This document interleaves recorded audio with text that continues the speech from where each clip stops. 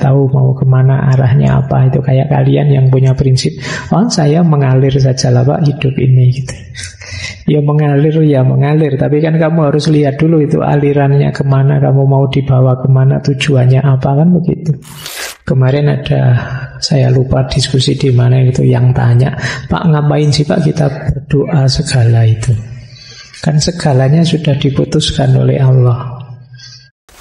Mengaji Hening bersama Dr. Fahrudin Faiz. Mari kita simak. Kalau sesuatu itu bisa salah, pasti nanti akan salah. Jadi kalau masih ada kemungkinan salah, ya nanti akan terjadi kesalahan itu. Jadi itu, if anything can go wrong, it will go wrong. Ya sederhananya apa ya, seperti yang diingatkan oleh teman-teman takmir misalnya, tolong ya gelasnya dijaga misalnya, jangan sampai ditendang. Itu kemungkinan sebentar lagi ada yang nendang. Jadi kalau ada kemungkinan salah, pasti sebentar lagi akan kesalahan itu terjadi. Di antara banyak kemungkinan hidup, misalnya ada A, ada B, ada C, ada D. A, B, C ini bagus, D ini yang jelek. Kadang-kadang yang terjadi malah yang jelek ini. Nah, itu yang disebut if anything go wrong, it will go wrong. Nanti kita lihat, ini kelihatannya sederhana, tapi nanti implikasinya luas. Kenalan dulu sama yang bikin kalimat ini. Kenapa disebut hukum Murphy? Karena ungkapan ini sumbernya dari Edward Murphy. Dia ini insinyur angkatan udaranya Amerika Serikat. Satu ketika dia ini menjadi anggota satu eksperimen, satu proyek yang namanya proyek penelitian MX981. Ini yang menguji kekuatan tubuh manusia menghadapi efek benturan. Ketika misalnya pesawat atau roket pointernya cepatnya luar biasa, terus sampai sebatas apa kemudian tubuh manusia bisa menahan terhadap benturan. Dan ini dikerjakan sekitar tahun 48 sampai 49. Ya Murphy ini karena insinyur, dia yang merancang sistemnya. Dia bikin semacam tali, semacam peregangan yang dipasang pada klem. Kemudian uji cobanya pakai simpanse. Tapi ternyata uji coba ini gagal. Bukan karena teorinya salah, tapi karena asistennya salah masang. Jadi teori ini sih benar, tapi yo karena yang ngurusi manusia, dan manusia itu yo bisa salah. Benerlah terjadi salah itu. Nah, begitu uji cobanya gagal, di situ dia bilang if anything can go wrong, it will go wrong. Jadi kalau masih ada kemungkinan salah, ya biasanya yang salah itu yang terjadi. Jadi ini mungkin tidak familiar pandangan ini, tapi kita sering sekali mengalami ini. Apalagi teman-teman yang pikirannya negatif, itu mesti nanti mesti aku gagal. Biasanya gagal sih, ya wis gagal beneran akhirnya. Ya. Jadi pikiran kita yang negatif, apalagi pakai hukum Murphy ini, ya nanti mengundang beneran kejadian negatif itu hadir. Oke, misalnya saya membayangkan, wah ini mesti masih panas ini minumnya. Ya tahu beneran panas, tidak jadi minum akhirnya. Jadi dari banyak kemungkinan hidup, biasanya yang buruk itu yang terjadi. Kita minta atau tidak kita minta, kita undang atau tidak kita undang. Nanti ada contohnya banyak. Jadi satu kaidah ini nanti melahirkan banyak sekali kaidah-kaidah yang lain. Diawali dari sini, terus muncul banyak sekali kaidah yang nanti disebut Murphy's Law, hukum Murphy. Kaidahnya ada sekitar 14. Baik, kita belajar lagi pelan-pelan ya. Cirinya pemikiran Murphy's Law ini secara umum ada 3. Dan ini tidak enak semua. Jadi kalau kalian tipe ini, ya siap-siap hidupmu susah terus. Karena mikir negatif. Yang pertama pesimis. Jadi pesimis itu pikiran kita sibuk pada negatifnya saja. Jadi kalau lihat apa-apa dilihat negatifnya. Lihat misalnya teman-teman ini baru awal lagi semangat ngaji, terus saya Allah paling sebentar lagi yang ngantuk. Nah, itu dilihat negatifnya, tidak disyukuri semangatnya yang hadir sekarang. Tapi paling ya tidak paham, paling ya ikut-ikutan temannya saja. Pesimis mindset, menghadapi apa-apa selalu dilihat negatifnya. Ini kelihatannya sederhana, kelihatannya teman-teman ya sudah paham. Tapi biasanya secara tidak sadar pikiran ini menyetir kita. Meskipun tiap hari kita disemangati, bisalah saya, mampulah saya. Tapi diam-diam, pelan-pelan batin kita bilang, enggak kok sebenarnya ya enggak mampu, ya enggak bisa-bisa amat. Saya merasa belum terlalu ahli kok. Itu jadi penghalang keberhasilan kita itu kita sendiri. Mau baca buku saja, wah ini bukunya tebal sekali ya. Bisa kok saya selesaikan. Tapi dia mau bilang, jadi ya mungkin tidak bisa. Sebenarnya ya berat. Itu kamu sendiri yang ngerem dirimu sendiri untuk sukses. Jadi cara berpikir yang serba pesimistik. Apa-apa dilihat tidak enaknya. Kalau waktunya hujan gini, waktunya tidak hujan gini, kamu sibuk betapa panasnya. Nanti hujan juga kamu susahkan betapa susahnya kemana-mana wong hujan. Dan kamu mintanya opo terusan.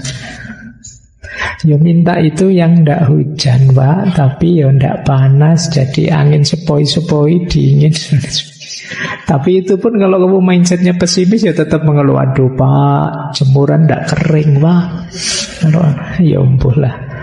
Jadi kamu mikirmu selalu negatif terus. Cirinya biasanya ya 2, tidak bisa bersyukur dan selalu mengeluh. Akhirnya kamu dimakan sendiri oleh mindsetmu. Kan sering orang bilang pikiran kita itu menentukan tindakan kita dan pada akhirnya menjadi penciri siapa kita. Ya kalau pikiran kita negatif-negatif, ya kita melihat segala sesuatu serba negatif. Perilaku kita juga merespon adanya negativitas tadi. Jeleknya apa Pak? Kalau selalu merespon yang negatif, ya kamu kurang aktif. Akhirnya kamu sibuk. Kalau sepak bola itu hanya sibuk biar tidak kebobolan. Kamu tidak berani nyerang. Biasanya yang kayak gini ya malah mudah kalah. Karena musuhmu tenang, karena tidak mungkin lah kamu nyerang, paling ya bertahan. Nah ini cirinya mindset pesimis. Yang kedua, fatalistik.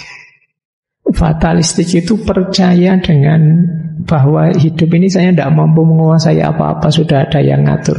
Entah mekanisme alam, entah Tuhan, entah sunnatullah, entah apa, pokoknya saya ini serba tidak berdaya. Kalau di ilmu kalam itu ada aliran namanya Jabariyah yang punya pandangan fatalistik bahwa hidup kita ini A sampai Z-nya sudah diskenario. Kemarin ada, saya lupa diskusi di mana itu, yang tanya, Pak ngapain sih Pak kita berdoa segala itu? Kan segalanya sudah diputuskan oleh Allah. Ya Allah itu maha kuasa, dia memutuskan, dia juga mampu kok mengubah keputusan. Kan semuanya sudah ditulis Pak di Lauhil Mahfudz. Lauhil Mahfudz itu ciptaannya Allah. Misalnya sudah ditulis, dihapus lagi kan juga tidak apa-apa. Kan yang kuasa kan tetap Allah. Jadi ini kadang-kadang kita tidak sadar punya cara berpikir fatalistik. Ya tidak salah, tapi kita harus ngerti ranah dan wilayahnya. Dulu pernah kita mengkaji Syekh Abu Hasan Al-Asy'ari itu tentang kebebasan. Semoga teman-teman sudah paham di mana titik-titik kita bebas dan di titik mana kita terikat. Tapi Murphy's Law ini agak fatalistik. Ya meskipun nanti bisa dibaca, Murphy's Law ini dia percaya pada sunatullah kok misalnya. Hidup ini memang kadang-kadang begitu, ada yang bilang begitu. Ada juga yang bilang sebenarnya tidak pesimis Pak. Murphy's Law itu optimis. Optimis pasti kita gagal. Ya optimis pasti kita gagal. Itu apa bisa disebut optimis? Saya optimis Pak, mesti saya kalah itu. Saya tidak tahu ini optimis apa tidak optimis kalau kayak gini. Nah, itu ciri kedua, fatalistik. Ya ini agak berat kalau sudah fatalistik itu ya kalian cenderung pasif karena merasa hidup ini, kita ini seperti bulu yang diterbangkan angin, tidak tahu mau kemana arahnya apa. Itu kayak kalian yang punya prinsip, saya mengalir saja lah Pak hidup ini gitu. Ya mengalir, tapi kan kamu harus lihat dulu itu alirannya kemana, kamu mau dibawa kemana, tujuannya apa, kan begitu. Mengalir saja masih teman-temanmu begal, kamu ikut begal. Itu memang trennya begitu Pak. Ya Seneni Sunan Kalijogo nanti kamu. Jadi ciri kedua fatalisme. Ciri ketiga, pandangan Murphy's Law ini menampakkan betapa lemahnya manusia. Jadi ada dua karakter lemah manusia yang dibidik dalam Murphy's Law ini. Yang pertama kecerobohan dan yang kedua lemah dalam pengendalian. Manusia itu punya akal, punya beberapa kemampuan pengendalian yang luar biasa. Tapi mungkin di antara makhluk-makhluk yang lain yang paling ceroboh juga manusia. Yang paling mudah kepleset itu manusia. Kalau yang bukan manusia lebih istiqomah, di jalannya lebih lurus. Tapi manusia yang bisa neko-neko dan paling gampang keluar jalur. Kita itu hebat luar biasa, tapi bisa meleset luar biasa. Kita bisa ahsanut taqwim, bisa asfala safilin. Kita itu bisa mengendalikan banyak hal, tapi kita juga bisa menghancurkan banyak hal.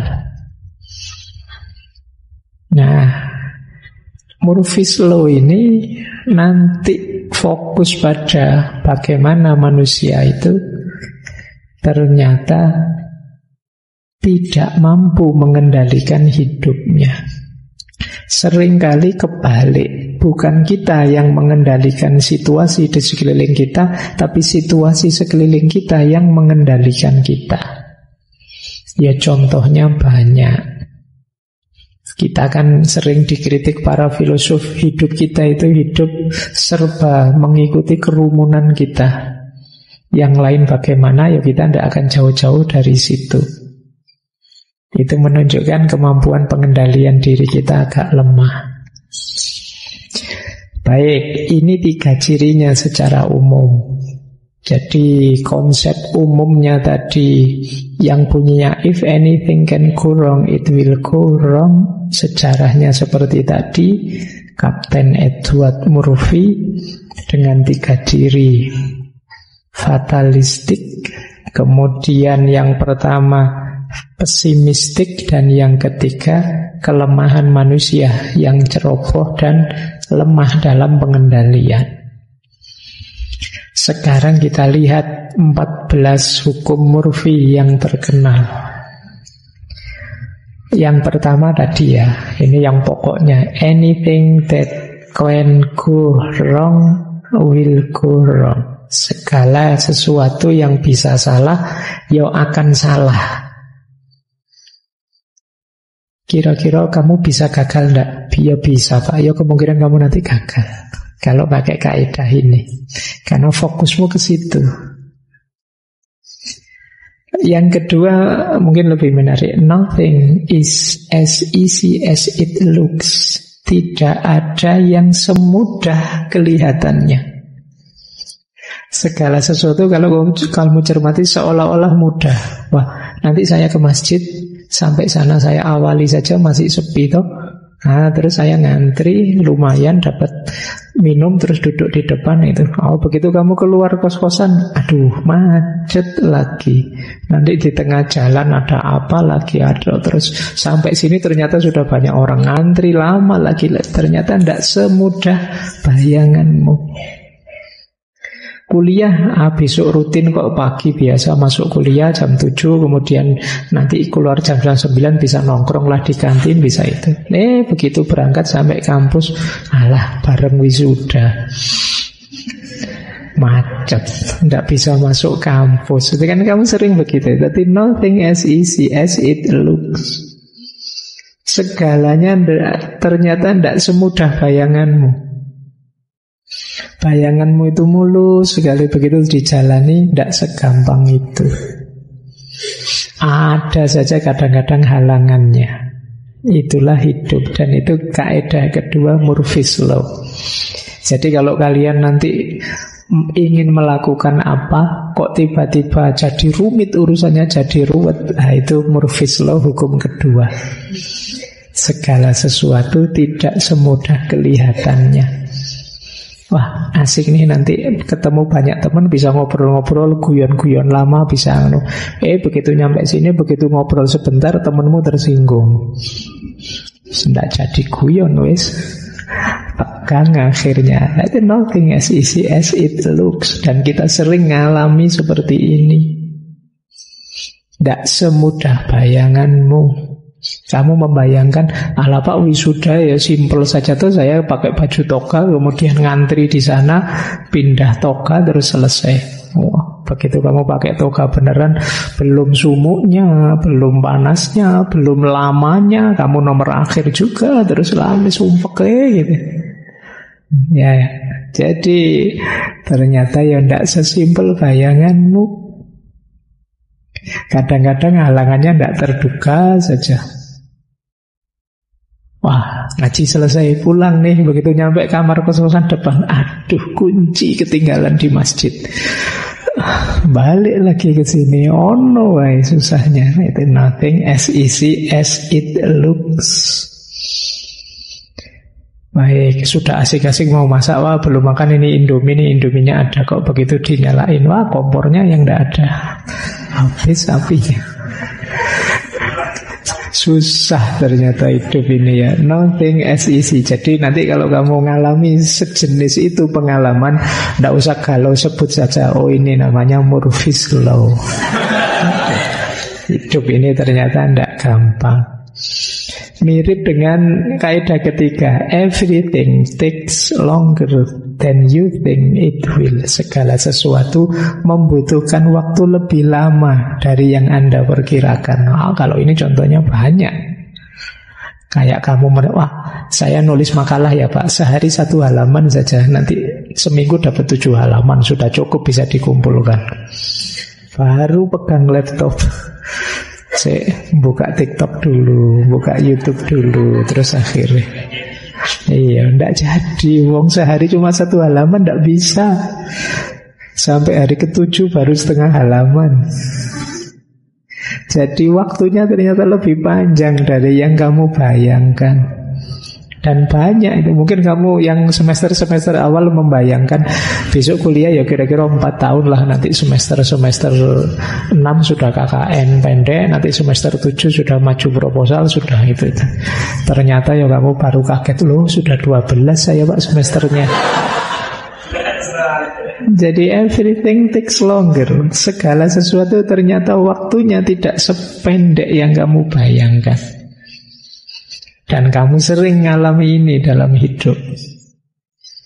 Oke ya. Ya nanti kalau ngalami gini ya kamu bilang ini Murphy's Law, hukum ketiga. Jadi ini hidup ini rasanya berat gitu kalau pakai Murphy's Law, karena kita dapat pahitnya saja. Kita lihat lagi hukum yang keempat. If there is a possibility of several things going wrong, the one that will cause the most damage will be the one to go wrong. Jika ada kemungkinan beberapa hal salah, maka yang menyebabkan kerusakan paling besar biasanya yang terjadi. Jadi maksudnya apa? Misalnya kalian punya HP. HP itu ya biasanya ya kadang error apanya, kadang rusak apanya, kadang temper gelasnya retak, macam-macam penyakitnya. Tapi sejauh yang kamu tahu penyakitnya HP yang macam-macam tadi, biasanya yang kamu hadapi yang paling berat. Jadi temenmu baru saja bilang hati-hati lo pegang HP, kalau ke pantai kena air selesai HP-mu itu. Kalau sekedar temper glass bisa diganti, tapi HP-mu kecemplung laut selesai. Nah, itu kan misalnya begitu. Ya kok dilalah, biasanya kamu akan ngalami itu. Main ke pantai lupa HP-nya di saku. Itu yang terjadi. Jadi biasanya kesulitan paling berat yang kamu bayangkan, masalah paling besar yang kamu bayangkan, itu yang muncul. Yang paling kamu takuti, itulah yang muncul. Ini bisa permainan pikiran, bisa juga ya negatifnya pikiranmu tadi. Misalnya kamu takut, jangan-jangan pasanganku selingkuh ini, jangan-jangan. Ternyata kamu kaget beneran. Bisa begitu. Itu Murphy's Law hukum keempat. Yang paling kamu takuti, itulah yang muncul.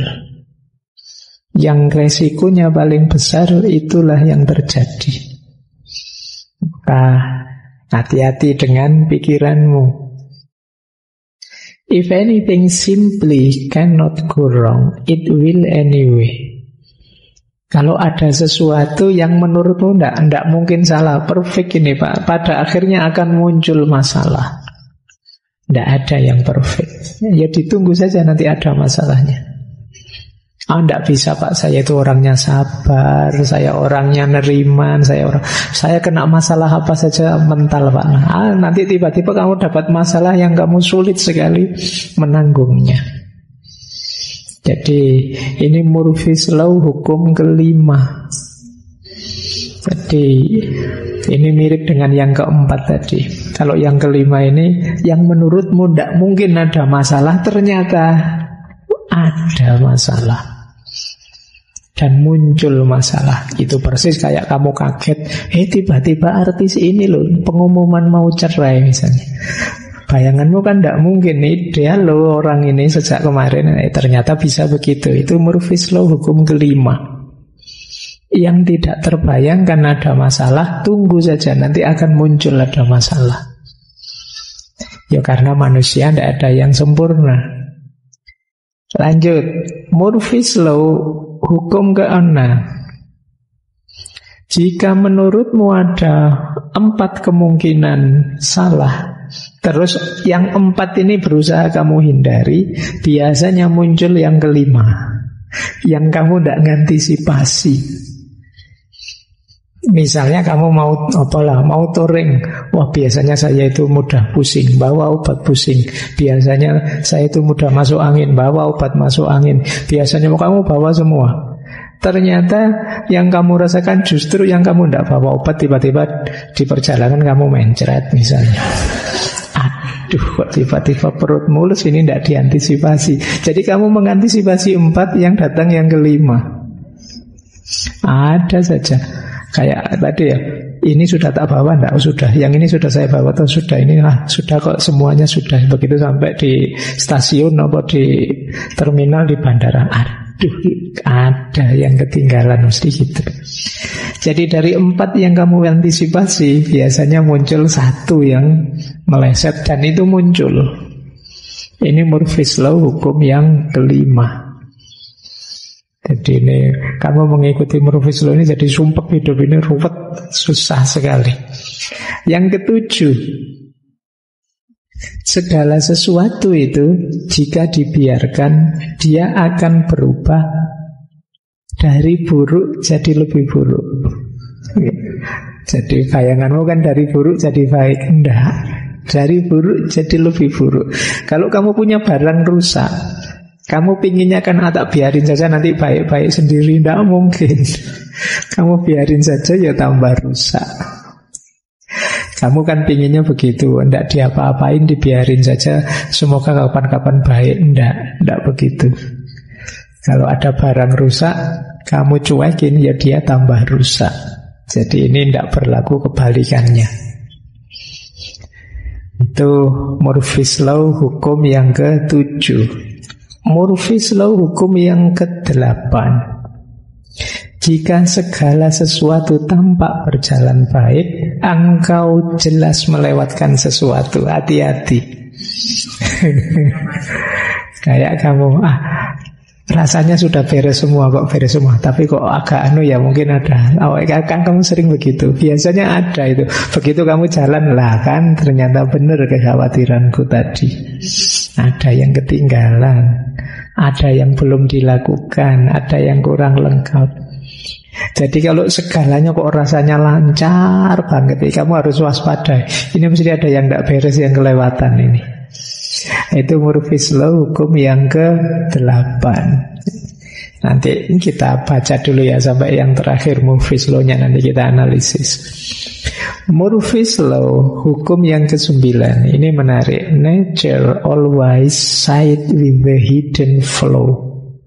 Alam itu selalu berpihak pada flow, itu masalah, kelemahan yang tidak kelihatan.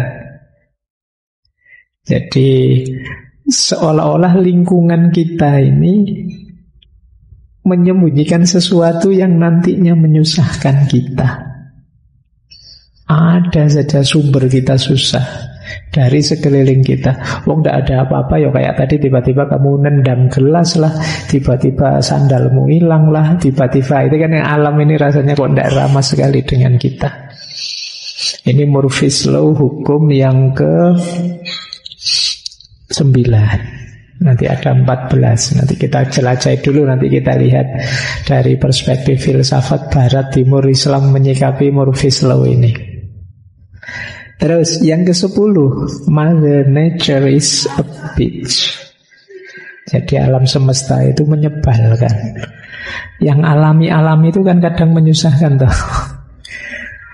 Ayo kita vegetarian saja, itu kan ya tidak seger. Yang enak itu yang gorengan-gorengan, yang itu. Jadi kadang kita disuruh yang alami, yang menyehatkan, itu rasanya tidak enak.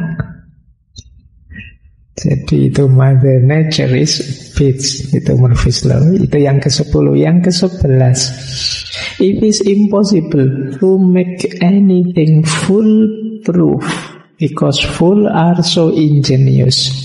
Tidak mungkin membuat sesuatu jadi mudah, karena orang bodoh itu kadang-kadang pinter. Ya contohnya kadang-kadang kita saya tak sembunyikan ini biar temanku yang itu tidak ngerti, itu biasanya malah ketahuan. Jadi padahal kamu tahu temanmu itu tidak terlalu pinter, tapi kadang-kadang ya dia bisa saja tahu rahasiamu. Jadi kadang orang bodoh itu cerdik. Mungkin dia bodohnya ya hanya di kelas saja, tapi dalam hal lain dia cerdiknya luar biasa. Kamu merahasiakan apa, dia malah tahu. Temanmu yang pinter tidak tahu, dia yang bodoh yang tahu. Nah itu kadang fools are so ingenious. Kadang-kadang orang bodoh itu sangat cerdik. Itu yang makanya sering saya bilang, sebenarnya mungkin orang bodoh itu tidak ada, hanya belum ketahuan saja bidangnya apa dia. Terus Murphy's Law yang ke-12, whenever you set out to do something, something else must be done first. Ini juga tidak enak hidup ini. Kalau Anda ingin melakukan sesuatu, biasanya mesti ada hal lain yang harus dilakukan dulu. Banyaklah kalian mau melakukan apa gitu, harus ini dulu. Kalau tidak dilakukan tidak bisa. Sekedar pagi-pagi mau mandi saja, ternyata kerannya maten. Kamu harus otak-atik dulu. Sekedar mau masuk kelas saja, tiba-tiba wah ada apa, HP-mu error, baterainya habis, tidak ngecas HP dulu. Kadang-kadang kita sering begitu. Ketika mau melakukan sesuatu, justru ada banyak hal lain yang harus dilakukan dulu. Nah ini Murphy's Law hukum ke-12. Murphy's Law hukum ke-13. Ini juga tidak enak anunya. Every solution breed new problem. Setiap solusi akan melahirkan masalah baru. Kamu boleh cek apa solusi hidupmu. Saya itu Pak, untuk bisa bahagia harus cepat lulus. Ya silahkan cepat lulus, masalah kuliahmu selesai, tapi masalah pekerjaanmu menanti. Pak saya itu pinginnya cepat nikah, cepat kawin. Ya monggo, mungkin begitu kamu nikah, masalah kamu ditanya kapan nikah terjawab, tapi masalah baru muncul, urusan rumah tanggamu. Jadi setiap solusi melahirkan masalah baru. Boleh kamu cek apapun solusi hidupmu, kadang-kadang ya di situ muncullah masalah baru. Yang ke-14, ini hukum Murphy yang terakhir. If anything can go wrong on its own, someone will make it go wrong. Kalau sudah perfect, tidak mungkin bisa salah. Ini sudah saya perhatikan sampai detail. Nanti akan ada orang yang ngaco, terus membuatnya jadi salah. Jadi ini HP ini Pak, saya rawat, saya atur sendiri, saya cek tiap hari, aman, safe. Tiba-tiba dipinjam teman. Kacau, sudah diinstal macam-macam lah, kasih ini, kacau. Itu namanya, jika sesuatu tidak bisa salah sendiri, pasti ada yang akan membuatnya salah. Baik, ini ada 14 Murphy's Law. Jangan salah, Murphy's Law ini nanti menginspirasi lahirnya banyak sekali hukum-hukum yang lain, yang aneh-aneh, yang unik-unik dari banyak tokoh. Jadi padahal jenderal tadi iseng sebenarnya ngomong, kalau memang bisa salah bisa jadi salah. Ternyata bisa berkembang, tidak karu-karuan. Kalimat yang simpel, yang sederhana. Terima kasih sudah menyimak. Semoga channel Mengaji Hening bersama Dr. Fahrudin Faiz selalu bisa memberikan ilmu, motivasi, dan kebermanfaatan. Salam sehat dan bahagia.